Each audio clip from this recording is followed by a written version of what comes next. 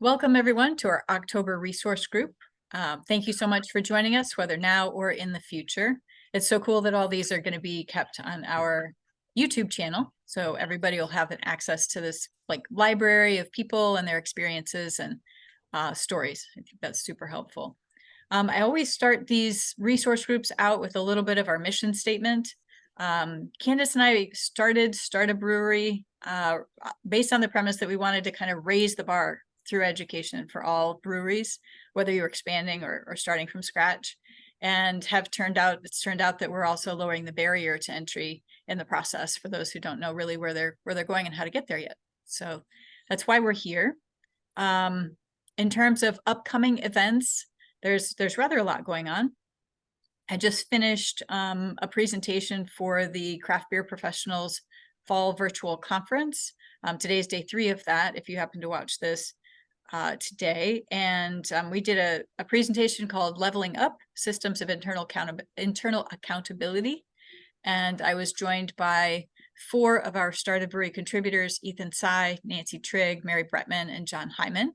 And that is super interesting if you'd want to take a look at that. Our November resource group coming up is going to be with Emily Hutto, and that will be on November 8th. So Emily's always a lot of fun. We'll see what kind of stories she has to tell from Radcraft. We have our 4th quarter educational webinar coming up, and that's going to be with Fred Kaplan. And he's going to talk about things to think about before you buy an existing brewery. So if you're looking at buying a brewery that's already been open and selling, how to kind of vet that process. And he's with Stony Hill Advisors. And in the podcast world, which we do with All About Beer, we just had a podcast land on Tuesday called Creating Your Marketing Plan. And that was with Bill Wetmore from Fatheads, Ann Openchain from Brewers Association, and Julie Rhodes from Not Your Hobby Marketing Solutions. We just recorded a follow-up to that called How Will You Leverage Your Brand? And that will land next Tuesday. And that's Taylor Seidler, Seathirst Creative, and Jenny Mann with Jenny Mann Photography and her DIY social media for breweries. And then following, and to close out this podcast season, we're going to talk about business plans and finance and how much business plans matter for financing with Rick Wayner from Brewery Finance and Scott Berkner from Dogwood State Bank. So lots coming up. We always want to thank our sponsor. White Labs is our sponsor today and has been wonderful about sponsoring everything we do with Start a Brewery. So super appreciation. They started as home brewers, as many of our brewery teams do. And they say they stand at the intersection of science, education, and craft. And they now have an analytical lab in addition to their yeast and other supplies that they have available to the brewing community. So today we're super excited to have Andy Hooper from Barnum Mechanical with us.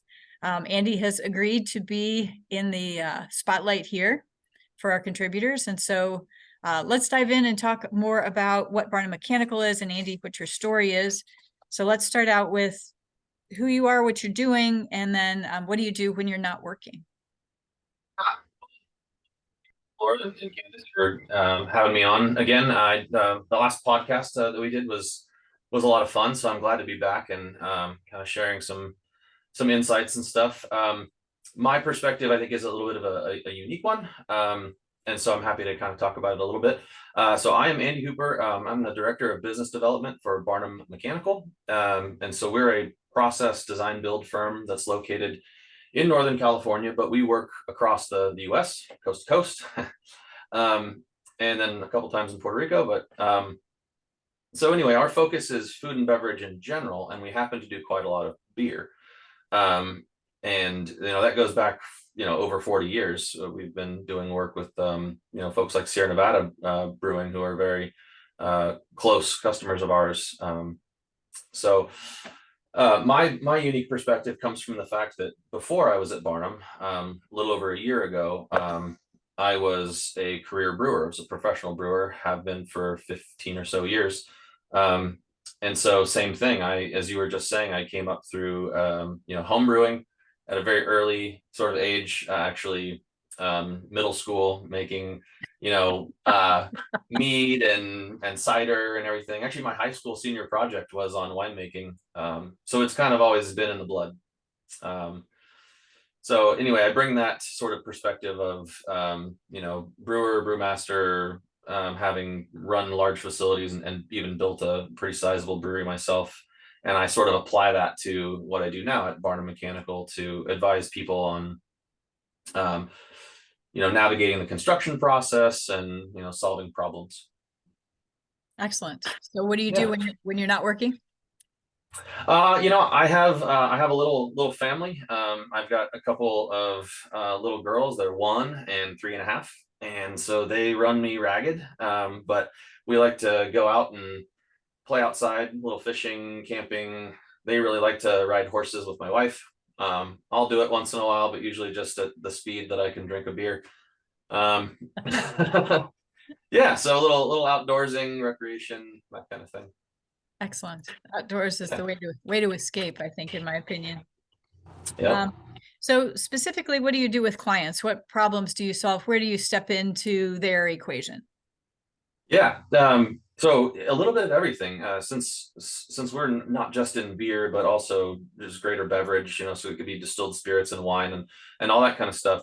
Universally, what happens, it seems, is people find out about us through kind of our welding, because we're a welding company, we do process piping and stuff. And then they realize that we're also there as engineers, consultants to kind of help along the entire process. So it could be anything from like master planning, site layout, sizing utilities. It with some regularity, we get folks who just tell us to build a turnkey facility, and so we handle everything from, the site development sort of plan layout all the way through execution, building it, automating it, and then commissioning and handing it off. And of course, anywhere in between. Sometimes it's just a little bit of process piping, and other times it's a multi-million-dollar state-of-the-art facility. So universally, though, the approach to us is, we have a goal to produce some sort of product, some sort of metrics, and we come in and we help out with our process, sanitary process background to get over the various hurdles. And a really common one is even especially for beer, is folks will come to us where they've got a lab scale or a pilot scale or a small scale, and they've tasted some success, and now it's time to grow, but they haven't ever stepped out into the big leagues, and so they need our help in scaling that concept to get up to like real commercial viability, or launching a product that they've never quite made before. So that's kind of where we come into play. That sounds like it would be a fun space to step in. Yeah, you get to see a lot. You get to see a lot of different technologies and trades and people's approaches to things. So it's really cool. Excellent. All right. For you personally, how did you first get involved in craft beer? So what's your story? Yeah, so like I said, I've been a home brewer, fermentation geek for a very long time. Um, Somewhere rattling around, I don't know where it is. It might be at my parents' house or something. I think there's one of the first bottles of mead I ever made, and it's knocking on the door of 30 years. And it's the last bottle left. So it's been a personal interest of mine for a long time. But then I kind of in high school and briefly at the beginning of college, I was like, I need to focus on a career path. So I went into biochemistry and completed my undergrad in biochem. But as I was graduating Cal Poly in that undergrad program, I wanted to leave fermentation science as an element of it.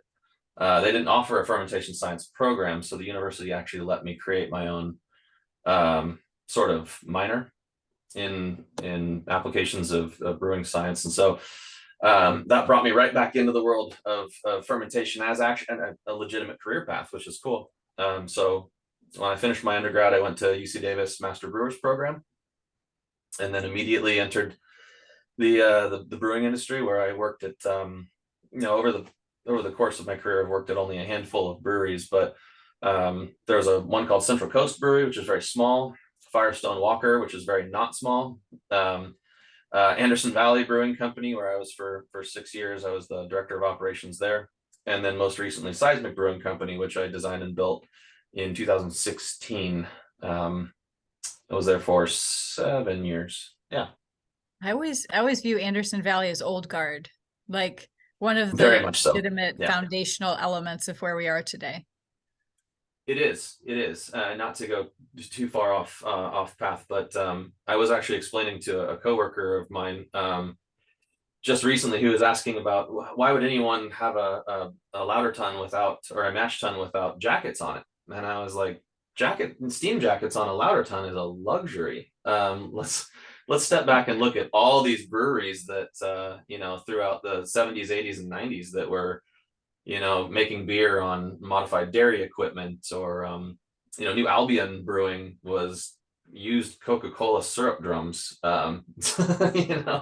So Anderson Valley is very much that 1987 era brewery that was just made out of duct tape and baling wire and some German brewing equipment that they jackhammered out of Eastern Germany. It's pretty cool legacy. Much different these days. And such an awesome story. Kind of nice to be part of that heritage. Yeah. Very cool. Yeah. So whether in brewing world yourself or whether with Barnum Mechanical, what's the coolest project you've ever worked on related to the brewing industry? Yeah. So full transparency, when you sent me these questions, I had to think about this one a little bit, because I've been involved in a lot of really cool things in the brewing industry, either as being right in the middle of it or just being associated with it. So the one that I picked to talk about is actually from a couple years back, and it was a beer project, community beer project, I guess I'll call it, that I decided to call Sonoma Estate Harvest. And what this involved was working with a farmer, a maltster, hop grower, and doing everything for the beer within 12 miles radius. And I was trying to, find through local resources and history research and everything to see if that had actually been done in our immediate area or whatever. And it looked like, if we were going to pull this off, it was going to be, difficult and, lots of challenges and everything, but it could very well have been sort of groundbreaking, historic to do it in that small of an area. So that's what we did. A farmer buddy of mine who had never grown barley before decided he was willing to give it a try, and grew, it was like 68 acres of barley after a lot of discussions with UC Davis and experts on the growing region and everything. And so we grew the barley. Another friend locally had a small malt house, still has the malt house, and was experimenting with how to, different malting profiles for local, hyper local, these regional barleys. And then that same farmer grew the hops and has a hop harvester. And so, to do this on the 5-gallon scale is one thing.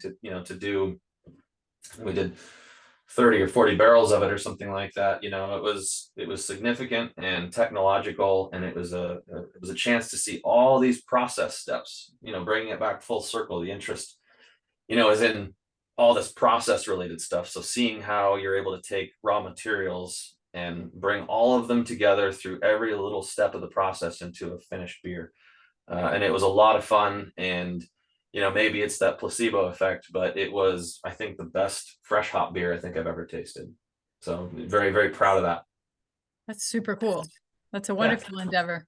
Do you think that, given the level of complexity, that that's something that you'd easily decide to do again, or one of the people that you did that with would want to do again, or is that just too many hoops to make that happen? Is it a financial windfall? No. Okay. Yeah. Oh my God, it's so much work. But it's it's a lot of fun. It's definitely something that, in the spirit of craft beer, you do because it needs to be done. So I would absolutely do it again. I know there's a lot of other brewers that have the same, mentality. It's maybe not the thing that's going to keep the lights on, but it's one of those things you do just for the love of the game.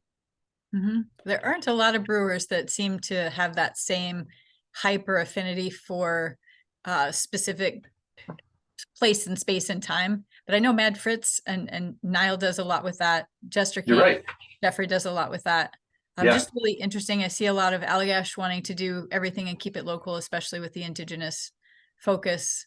It's really interesting. We did some spontaneous fermentation kind of focus and the cool ships focus for big beers once. So it was cool to kind of peel back that layer a little bit, but that's all small scale. You're dealing a lot larger. Yeah. Yes. And it's funny actually. Niles from Mad Fritz, he worked at Anderson Valley in the laboratory, I think, before me. Oh, really? Um, yeah, so I believe he's also an Anderson Valley alum. Um, Small world sometimes. oh yes, it's microscopic. Everybody knows everybody. So Yes. Awesome. yeah. Very cool. So I think we've kind of covered what's led you to your space in craft beer. How did your kind of conversion from brewing to business development, how did that kind of come about? Yeah, so I had to kind of make a difficult decision, sort of with the environment in craft beer and specifically the company I was working at. It was time for me for a change, and I had this opportunity that came up in the form of Barnum to kind of flex these muscles with process related stuff and kind of go chase this challenge, of going and trying to see if I can broadly sort of apply to other industries outside of just beer and go and use some of those skills to be able to problem solve on behalf of other people and sort of do these projects. So it was an interesting undertaking. Like it made sense as a fit, and it was also daunting at the same time, to step away from beer that I've done for my entire career to go try this new thing, process mechanical design build engineering stuff. But it really is, brewers are, I've said for I think a long time, brewers are very much Renaissance men and women. You have to know a lot of things about a lot of topics in Mhm. order to run a brewery and keep the lights on and all that sort of stuff. And so my pedigree of coming up through craft beer, and learning all these things from the processing side and engineering side and the marketing side are highly applicable to what I do now. So it's a strange career arc, but it actually is quite a lot of fun. Have you had an ability to maybe dig deeper in some of the areas that you personally like to do? I think sustainability is one of your specialties, yes?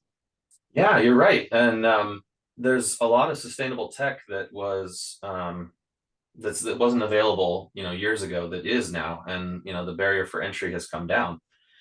So some, interesting sustainable tech that maybe was only accessible to really large breweries like the Sierra Nevadas and maybe Bell's and stuff like that, are now getting within reach of some smaller operations, not just brewers, but winemakers and distillers. And so you're right, that is something that we get requested at Barnum pretty frequently, is people who are interested in sustainability for not just the sort of feel good marketing reasons and stuff, but because sustainability is responsible and efficient. As a business practice, you're reducing cost and lowering your probably increasing your operational uptime, lowering labor.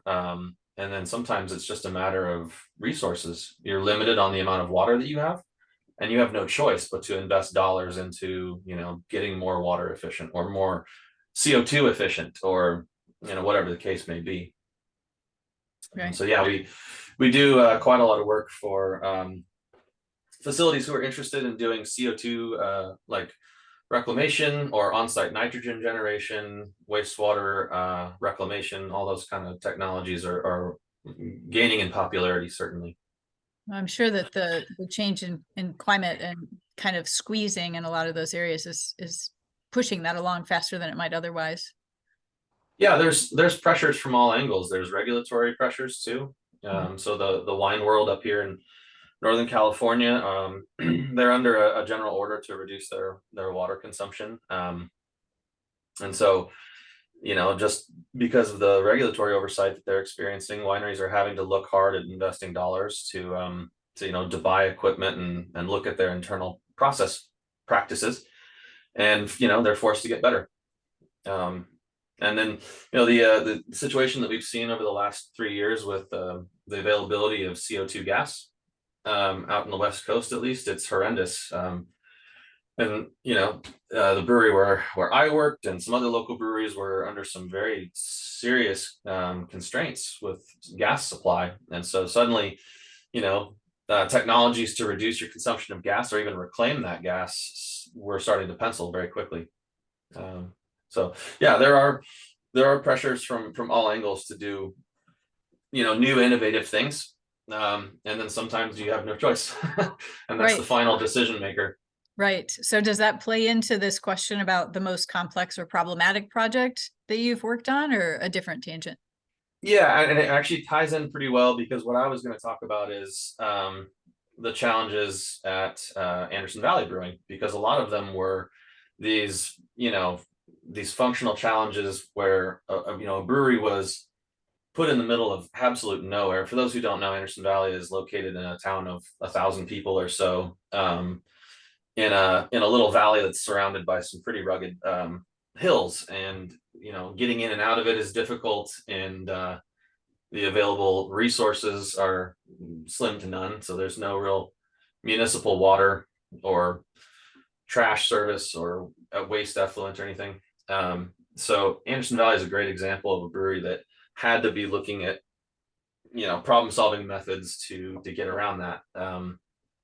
So it was a facility, an extremely rural location, and you just have to problem solve. So some of that, some examples are, you don't have a sewer connection, so you have to treat your own wastewater. Mhm. And it was not, and still is not, very advanced. It's just put the wastewater in a pond and aerate it. But there's no choice. If you don't operate a wastewater system, you're not making beer. And same thing in with regards to fresh water. That entire brewery is operated on 10 wells on the site. So its production volume is much less now than when I was there. And so 2014 was about the peak of it. A 55,000 barrel brewery with a 4-to-1 water ratio. We were pulling 7 to 8 million gallons of water out of the ground every year for a couple of years. And 2014 also happened to be the year where like the Eel River dried up for the first time in recorded history, and you could walk across it. So the brewery ran out of water many times, and we'd have to lock the doors and send people home. And that was a pretty good motivation to start looking at ways to reuse water in certain areas, reduce consumption by employing certain technologies. So it was good exposure to looking at how to solve some of those problems. Good fit for you with your focus on sustainability. I don't know if that's where that started or if that interest was there before then, but yeah, a lot of that. Okay, so Yeah. take us into your best practices. Talk about construction. I think this is going to be an awesome resource. Yeah. So some of these are kind of like silly, frankly, but in my experience, having been on both sides of the table now, running projects as a customer, and then having to help people run projects as a consultant, there are some basic things that that you can do that may seem obvious, but if you're spending a lot of money, especially if it's your money, it's time to come correct. So my first tip was get everyone in the same room. And what I mean by that is every project has stakeholders. And there's a lot more stakeholders than maybe you think about. There could be, besides the person paying the bills, there are people representing maybe internally your brewery's sales, marketing. Maybe there's outside consultants. Maybe there's somebody who's got a stated interest in the engineering and maintenance of the facility long term. Maybe there's an HR perspective. It's a lot of different internal things that need to be discussed, and all of them kind of inform how your project is going to get laid out and built. And I'll give some examples. So if you build a brewery that is extremely limited in what it's able to produce, and you don't bring your sales marketing team into the conversation, I guarantee within the first few moments of opening the doors, they're going to wonder, hey, can we make this other product? And you realize you didn't have any accommodation to do that.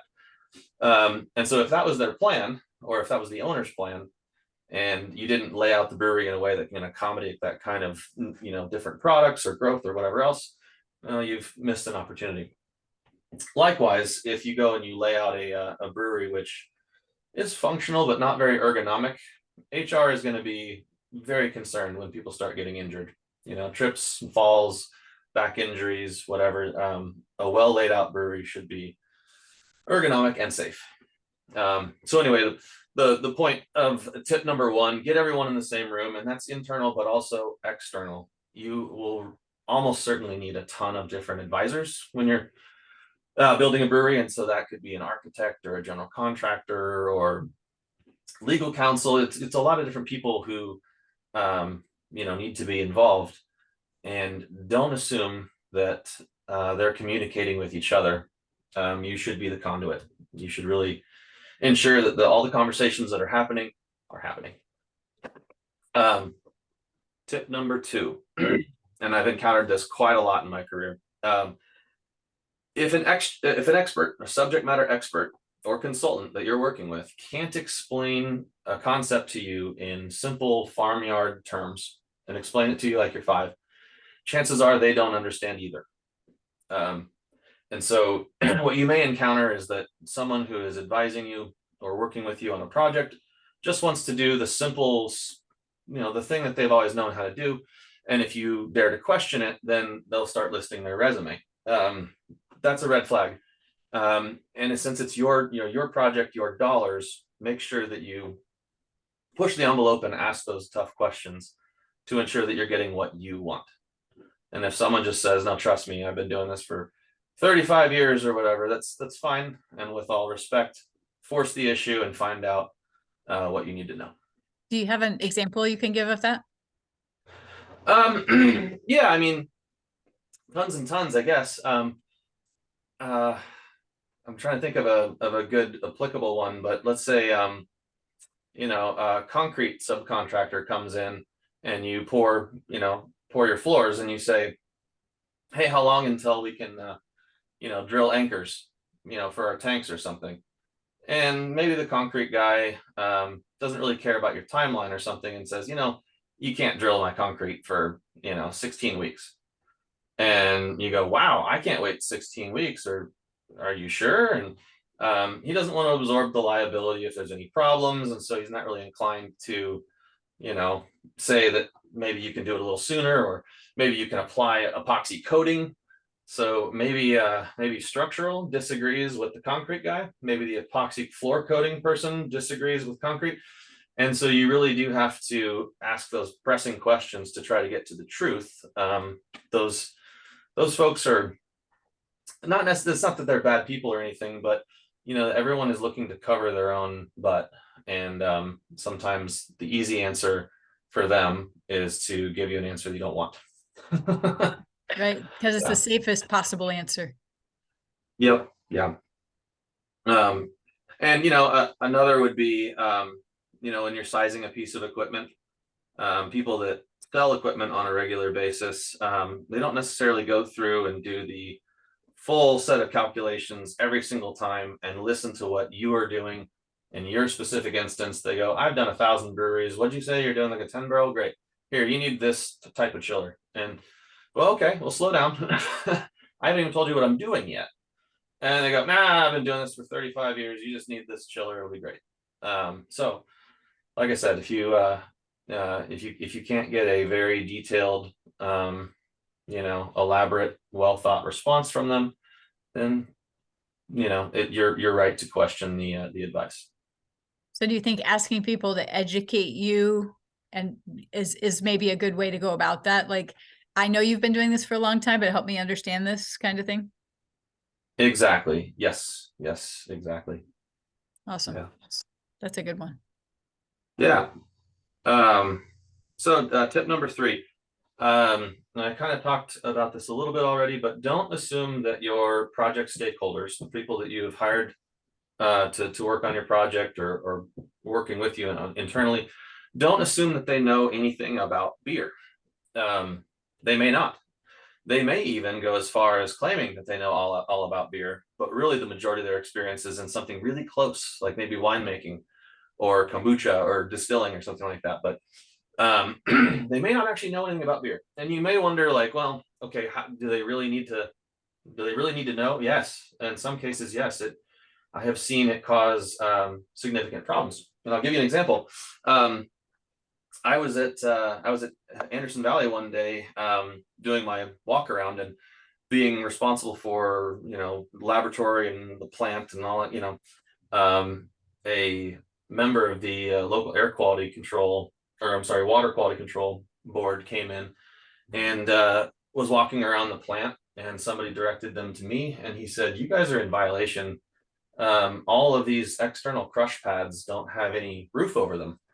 And I'm like, "What is an external crush pad? I don't know what you're talking about." And he's like, "Well, when you guys bring all your heavy equipment in to these concrete pads and you crush all the grapes and everything, they're required to be covered." And I was like, "Buddy, yeah, you're at a brewery. We don't crush grapes here." Um, he was ready to write up violations and everything because, he just had no idea what, was going on at a brewery. And in another instance, during a design process, I've had God, who was it? Structural consultant or something, who was talking about, his concern over how all these vats, open top vats full of alcohol, were going to be an aroma hazard and a flame hazard and everything. And I had to stop and go, "How do you think beer is made? Do you think we buy tankers of alcohol and we put them in open top vats and blend in flavors?" And so his misunderstanding of the process was about to inform the design of, of what he was going to put on paper and ultimately put in front of city planners. Yeah, and so another interesting example was that actually on my project we had a consultant who was familiar with working at another brewery but much larger, and he was making recommendations for the basically the structural set that we were going to have to do the concrete work in the corner of our lot, and he was applying basically the same design that he had used at this much larger brewery, to save time to us. And so the result was going to be far over engineered, concrete and structure and supports that ultimately we caught before we submitted to the city, because it did not apply to us. And if we had let it go to the city, it's really hard to back out of a plan that you've already given them. So anyway, so folks that don't necessarily know your specific instance or your goals or how your facility is going to run, take a moment to to explain and educate to your project stakeholders what you're going to do, your vision, how you want to get there, and then be present as part of the conversation is continuing, and make sure that they don't have an inherent misunderstanding of either beer in general or your process, so that you actually get what you want. It's interesting. We talk a lot about insurance providers, finance people, attorneys, and such, knowing the alcohol industry and the beer industry. Talking about distribution contracts, you need somebody who understands beer. I haven't really thought about it in terms of construction, but it seems like it's as important, if not more, when you're actually asking somebody to build something for you, to understand what it needs to do. Yes.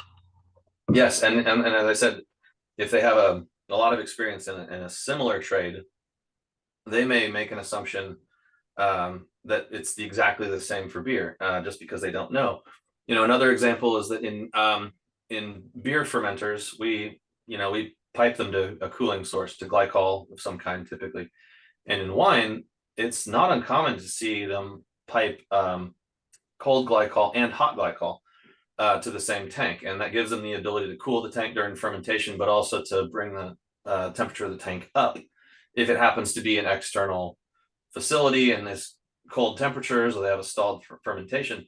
So if you have a mechanical, electrical, or plumbing engineer or a process engineer who's only ever done wine, they may automatically write on the mechanical set that you need like a glycol heater, and you may need dual jacket, all this other stuff, just because it's copy paste. It's efficient for them to go look at another project that they think is the same as yours and move that over so they can save design time. And so it really behooves you to go into some detail about what you want, how it works, and catch, when somebody submits a plan, you're paying good money for that plan. Read it. Yeah, read it, scrutinize it, make sure it's what you want. Close enough is not good enough. Yeah, close enough is costly. Yeah. Um, another tip, fourth tip is something that I heard a colleague say a long time ago, and it stuck with me. And that is that you can have it done right, fast, or cheap, but you can only pick two. Um, and it's really funny because I remember a brewery owner that I worked for a long time ago heard this and just got grumpy about it. He's like, "That's not true. I can have all three." Well, in an ideal world, you'll get you what you want, and you'll get it for a price you can live with, and you'll get it on time. But usually, you have to choose between two of the three, and that is true. Sometimes when you're in a situation where you're in a time crunch and you either end up sacrificing a little quality or paying a little bit more money, so you can run all those different situations in your mind, but I think it really does hold true. And you have to recognize that sacrifice may take place during your project and be prepared for it. Either be prepared by having a little extra money as a safety net, or be prepared to cut back in certain areas where you can afford to. In terms of maybe build quality, or not to say to put anything poorly, but maybe you thought you were going to put in tons and tons of really cool process piping, and then your budget comes up a little short, and you realize maybe you have to put in fewer lines and more hoses or something. But in every project, there will come a time where you have to kind of make that little balance of that decision of which way to go. I think I've heard more about twice as long and twice as expensive. People, I guess, don't like to talk about not as high quality. Yeah. Because you never want to sacrifice quality, certainly. And so it's pretty common that folks will either take a hit on timeline or budget. And if you don't have the budget, then it's just timeline is what suffers. Right. Yeah. Right. And if you want it done faster, the quality is not going to be there. Yeah. Yeah. And so the last tip is it's weird that I even have to say this, but be present and persistent throughout your project. If you're the one running the project, or you're actually the financier, you're the person who's ultimately paying for everything. It's strange to me the number of times that someone who should be taking point on a project, and it's their project or it's their dollar, they aren't responsive, and that's not good. Obviously, that's ultimately going to be a lot more expensive. It's going to cause massive delays. The sheer number of people that are involved in your project can get quite large, and so if there's a pending question, one of the stakeholders or somebody who's involved in your project has a question for you, you need to be on top of it, answer that question quickly, thoughtfully. And the carbon copy button on your email is free, by the way, and it never hurts to include other people, because that information, getting all the way back to my very first tip, that information can be very, very useful for others to have. So playing weird games of hide the ball and just have sidebar conversations with a consultant or an architect or whatever, not sharing that information around, is a mistake. And answering questions slowly or ambiguously is also a mistake. It will cost more in terms of dollars and timeline, and potentially even quality suffering because of that. So, like I said, I shouldn't have to end on that point, but we've been involved in quite a lot of projects, and I have personally, even prior to Barnum, where there's someone who is involved who's a critical path and isn't on the ball, isn't answering questions quickly enough, or provides sort of inadequate, vague answers, and that can create huge hurdles for the design team, and ultimately, dollars and timeline will slip. Do you think it is as important to be physically present on site? I know when I've seen talked about building projects, do you want to take pictures of what's in the wall before the wall is closed up and that kind of thing? I would encourage it, certainly. I wish I could have been physically on the construction site more hours during the build out of seismic than I was. I mean, I was already there, you know, Wow. 9, 10 hours a day, but I was stuck in an office because I was trying to coordinate, an office adjacent to the construction site so I can see it, but I'm not standing there with the superintendent and the general contractor and looking at things every minute. I wish that I could have spent more time because there are some things during the execution of a build out that it benefits from the project owner being there and seeing, understanding. Um, you know, it is important, certainly.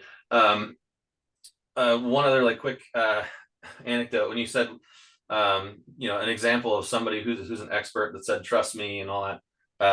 I can think of another one. I was adamant about having uh, a certain number and type of electrical power sources at the brewery from my experiences in other breweries.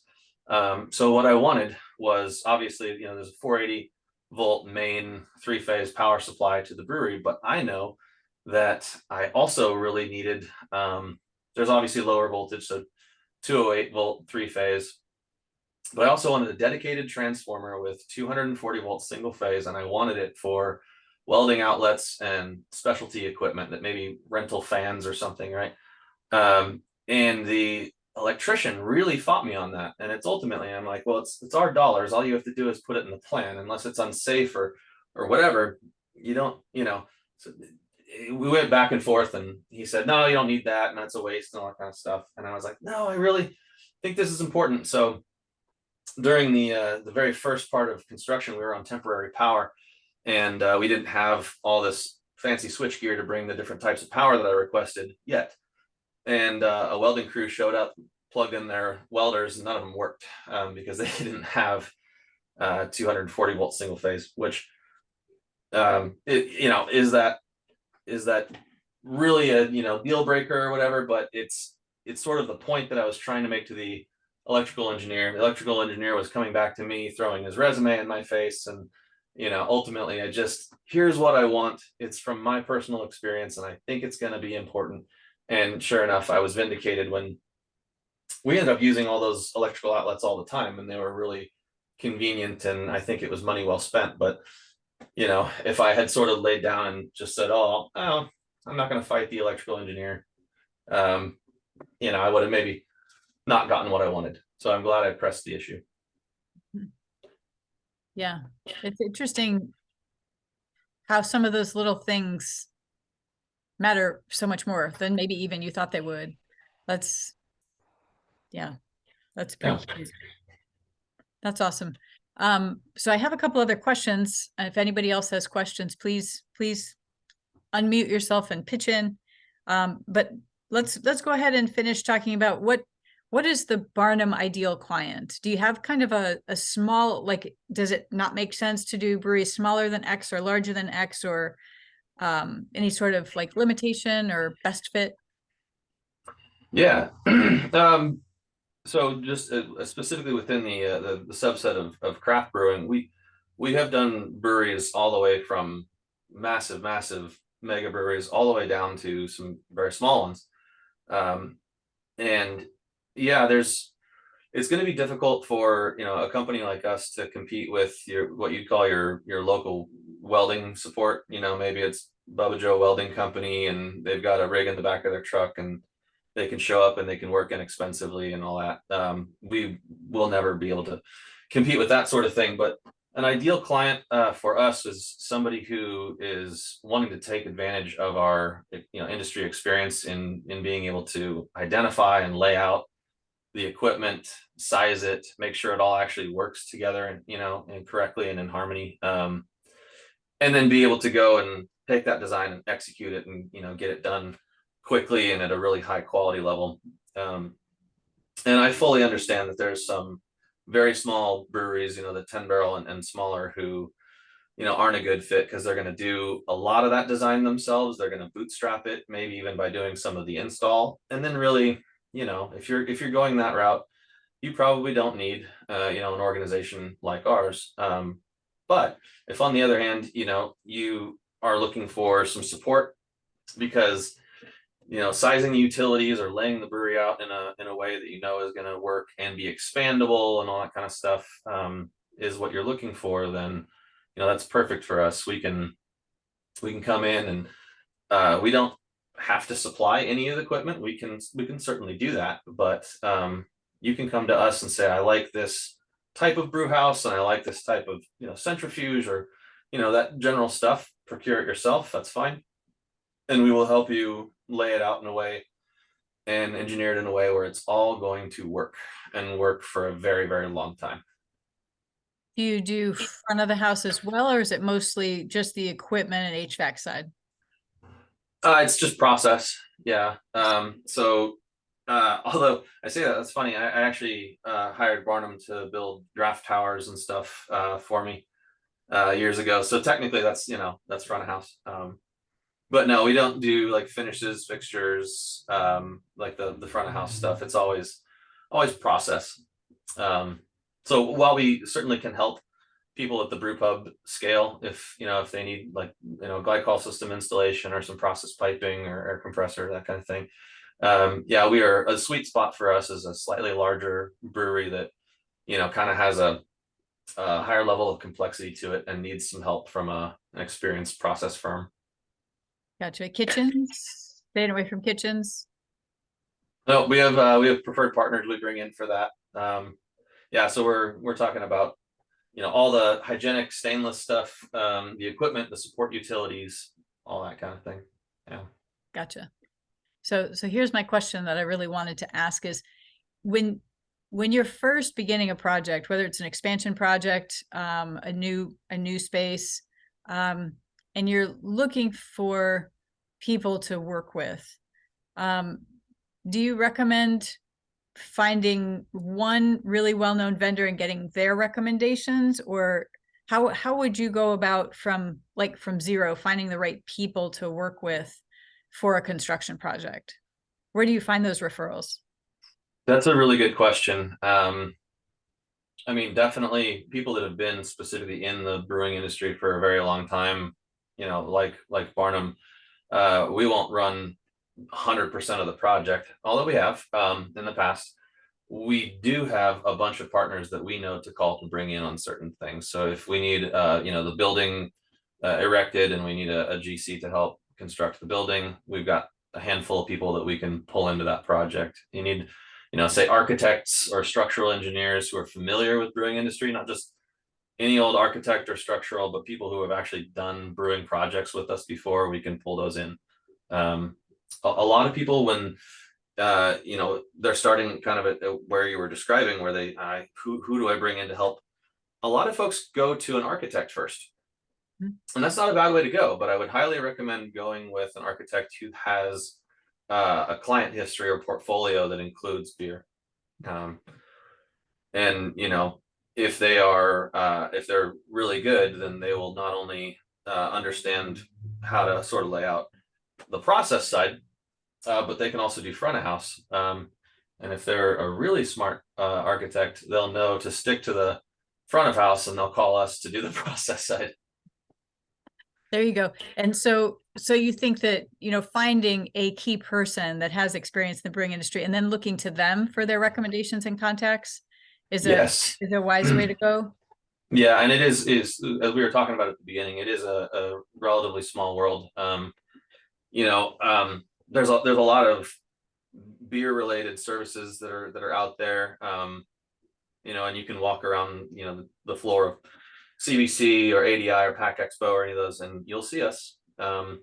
And so if somebody has been around the brewing industry a long time, they know all the key players and can make referrals to create the team that is going to fit your project the best. Gotcha. And one last random one for you. If somebody wants to start in some kind of sustainability and they want to kind of level up in some sustainability sort of way, where would you suggest that they start in terms of water or CO2 or electricity, or is there a lowest hanging fruit for sustainability? Information and data. And I say that because it's probably the least expensive thing you can do is an internal investigation. Because you can say anecdotally, man, we are just, it's the toilet flushes in our tap room that are costing all the water. Well, is it?